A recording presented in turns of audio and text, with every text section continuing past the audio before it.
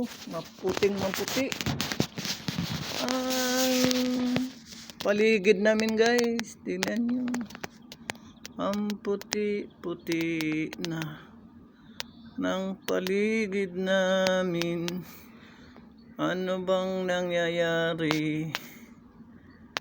Spring na pero mamuti-muti ang kalsada.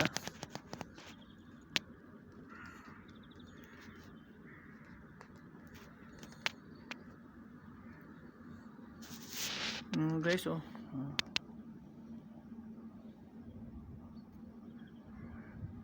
namuti pati puno, puting-puti.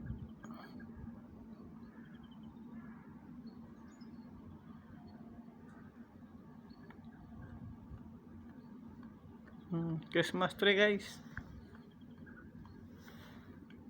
Yun, tutulog na ang mga ibon ko. Ang ibong mandaragit.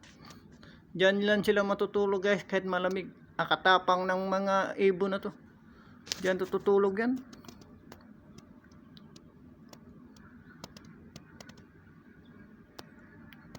Uwak nga, uwak, uwak, uwak, uwak.